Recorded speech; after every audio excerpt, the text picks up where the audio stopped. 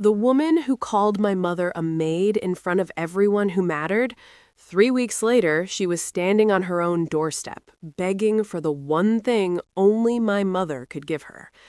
My name is Joanna. I'm 29, and I still remember the sound of that fork hitting the plate at the rehearsal dinner. It was the sound of my world splitting in two. Everyone saw what happened. 12 people, a long table, cloth napkins, and my mother-in-law, Beverly, deciding it was time to put my mom in her place. But no one, not one person, corrected her, including me. Let me take you back. It was a Friday night in April, the night before my wedding. We were at the nicest restaurant in our small North Carolina town. Beverly had booked the private room. Her treat, she said. But nothing in life is free, right? Especially not dinner with someone who's already decided you're beneath them. My mother, Diane, raised me alone. My father died in a construction accident when I was 11. Scaffold collapse. Closed casket. Mom was 30 years old. She went back to work 4 days after the funeral. Not because she was strong, because the electric bill doesn't care if you're grieving. This is Anonymous Confessions, where real families share the secrets that almost broke them. If you've ever felt like the outsider at a table full of people who should love you, hit that like button right now and subscribe. Tell me in the comments, have you ever watched someone you love get humiliated and done nothing? For 27 years, my mom has been a home health aide. Not a nurse, not a doctor, an aide. And let me tell you what that actually means, because Beverly Ashford had no idea. My mom wakes up at 5 a.m. She drives 40 minutes in the dark to a patient's house. She checks vitals, blood pressure, oxygen, temperature. She administers medications that would kill you if she messed up the dosage. She performs physical therapy. She changes wound dressings that would make most people pass out. She bathes people who can't lift their own arms. When I was 9, she used to bring me along on Saturday shifts. I'd sit in the living room doing homework while she held the hand of an Alzheimer's patient who forgot her own children's names, but remembered every word to Moon River. Mom sang it with her for 6 years until the woman died in her sleep with my mother sitting 3 feet away. That's who Diane Thornton is, the highest-rated caregiver in a 3-county region. Certifications in stroke rehab, dementia care, wound management. She has never been ashamed of what she does. Not once. But here's the thing about dignity. It doesn't scream. It doesn't argue. It just sits there, quiet, unmovable. At the dinner, Beverly waited until dessert. She pulled up a chair next to my mom. Loud enough for the whole table to hear, she asked, "So, Diane, what exactly do you do for a living?" My mother set down her fork, folded her hands. "I'm a home health aide, have been for 27 years. Beverly didn't look at her when she answered. She turned to the table, raised her eyebrows like she'd just heard a joke. "Oh," Beverly said, "so you clean up after people for money?" The room went cold. I heard a laugh from one of the aunts, a small, high sound from a friend. My mother didn't flinch. She smiled, the smile of a woman who has heard this exact sentence in 10 different forms across 30 years. She said, "Someone has to." And Beverly patted her on the shoulder, like a dog, like she was nothing. My mom squeezed my hand under the tablecloth. She whispered, "Don't, not tonight." And I listened. I sat there with 12 witnesses and a mouthful of words I didn't say. That's the part I still can't forgive myself for. The rest of the dinner lasted 40 minutes. Mom finished her water. She laughed at the pastor's jokes. She complimented the dessert she didn't eat. She did everything a person does when they've decided that the people at this table will not see them break. On the ride home, I couldn't speak. She stared out the passenger window. "Tomorrow is your wedding. That's what matters." I pulled into her driveway. The porch light was on. She always leaves it on, even though she lives alone. She hugged me through the car window, and then she went inside. I sat in the driveway with the engine running. I was shaking, not from sadness, from rage. I glanced at the kitchen window. The light was on. Mom was sitting at the table alone, and she was crying. It was the first time my mother cried since my father's funeral, 18 years ago.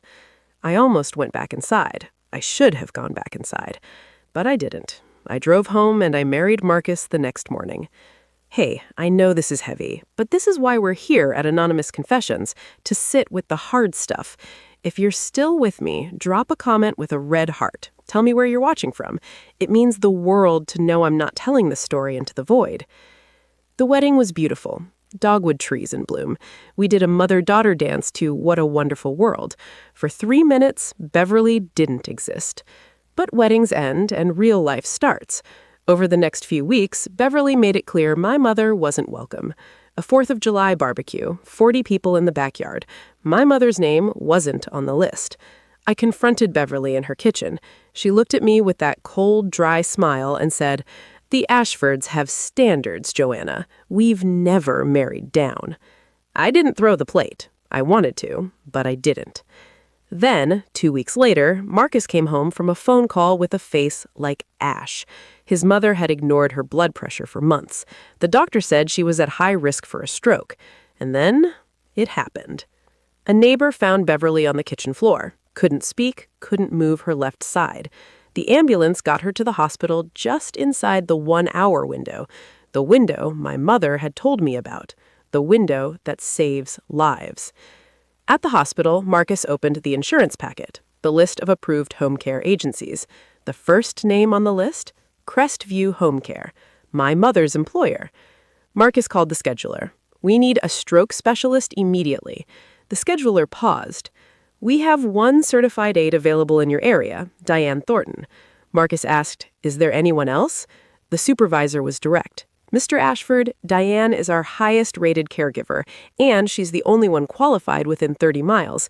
You can wait 3 weeks for someone else, or she starts Monday." Beverly couldn't wait 3 weeks. The night before my mom's first shift, I went to her house. She was packing her medical bag on the coffee table. Blood pressure cuff, stethoscope, therapy cards, everything in its place. I said, "Mom, he called you a maid in front of everyone, twice. You don't owe her anything." She zipped the bag, didn't look up. "You're right. I don't owe her anything." Then she looked at me. "But I'm not going there for her, Joanna. I'm going because if I don't, I'm not the person I've told you I am for 27 years. Monday morning, 8 a.m. Marcus opened the door. My mother walked in wearing navy blue scrubs, white sneakers, her name badge on her chest. Beverly was in a hospital bed in the living room, the same room where she used to host her book club, the queen of everything she surveyed. Now she couldn't lift a cup. Beverly saw Diane. Her eyes went wide. She tried to speak. "No, not her." Diane washed her hands, pulled on gloves, walked to the bedside with the same calm pace she's used for 27 years. "Good morning, Mrs. Ashford. I'm Diane, your assigned caregiver. Let's start with your vitals." For the first week, it was war. Beverly refused to eat. She pressed the call button every 10 minutes for no reason. She tried to make Diane jump. Diane jumped every time, without irritation, without sighing. She adjusted the blinds. She fluffed the pillow. She acted like every request was the first one she'd heard all day. Week 3, Diane found a pressure sore forming on her heel, stage 1. Most people miss it until it's stage 2. The visiting nurse told Marcus, "Your mother's aide caught it early. That saved her from months of wound care." Week 4, Diane was doing hand therapy, holding Beverly's paralyzed fingers, bending them one by one.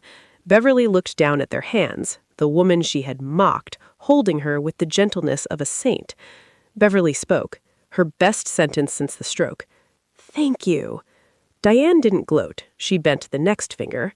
"Same time tomorrow, Beverly." Week 5, Diane was running swallowing therapy. Mid-sentence, Beverly stopped. Her eye closed. Her hand went limp. Diane didn't freeze. She moved like a surgeon. She checked the airway, positioned her on her side, dialed 911. "This is Diane Thornton, patient ID 4712, 62-year-old female presenting with sudden loss of consciousness. I believe this is a TIA, requesting immediate transport." The paramedics arrived in 8 minutes. The lead medic read her notes. "Who identified the stroke?" "I did." "Are you a nurse?" "I'm a home health aide." He looked at her for a long moment. "You just saved her life." That night, Marcus sat on her porch. He was crying. "Your mom just saved my mom's life, and I just sat there at that dinner. I let her say those things." He went to see Beverly the next day. alone. He pulled a chair close to her wheelchair. Mom, at the rehearsal dinner, you humiliated Diane. At the barbecue, you did it again. You called her a maid. You told people we married down. Beverly stared at her lap.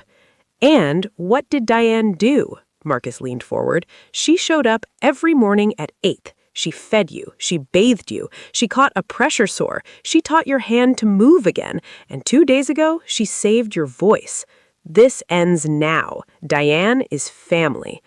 Beverly didn't speak. For the first time in my husband's memory, his mother had no rebuttal, no victim speech. She just looked at the hand that Diane Thornton had taught to move again. Week 8, Diane arrived for her shift. Beverly was in the kitchen, not the bedroom, the kitchen, sitting at the table, 2 mugs of tea, 1 for Diane. Beverly's voice was slow, careful. Diane, I owe you. At that dinner, I knew what I was doing. I wanted everyone to see that I was above you. Her chin trembled. And now you're the reason I can hold this cup. Diane sat down. She didn't say it's okay because it wasn't okay. She just drank her tea. Beverly cried. Not the performance tears, real ones. I didn't humiliate you, Diane. I was trying to humiliate the part of myself I can't get rid of. Diane set her mug down. I hear that, Beverly, and I'm sorry about your pain, but you hurt me in front of people I respect. That doesn't go away because you explain it. Beverly nodded.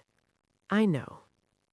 Then Diane placed her hand flat on the table, not reaching, just resting. Beverly placed her hand on top of Diane's, the left hand, the one that couldn't move 8 weeks ago. This is the part where most revenge stories would end with a scream, but real life doesn't work like that. If this story moved you, if you believe that dignity is quieter than a shout, please hit like and subscribe to Anonymous Confessions.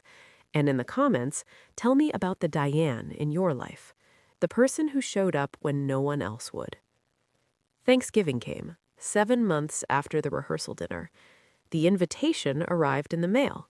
Cream-colored card, Beverly's handwriting, addressed to Diane Thornton, not Joanna's mother, her name. 15 people around the table. Beverly stood at the head. She steadied herself on the back of a chair. Last year, she said, at a table like this one, I said something I'm ashamed of. Diane, I'm grateful you're at this table, and I'm grateful you were at my door when I needed you most. The room held its breath. My mother straightened her napkin. She looked at Beverly the way she looks at a patient who just took their first step, not with triumph, with quiet acknowledgement. Thank you, Beverly, my mom said. Now pass the potatoes.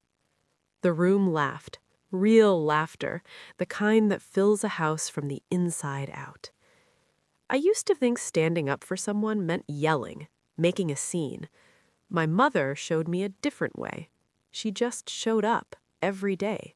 She did the work, and the work spoke louder than any insult ever could. My mother still wakes up at 5 a.m. She still drives 40 minutes to someone's house. She still holds hands. She's still the highest-rated caregiver in 3 counties. Nothing about her job has changed, because it never needed to.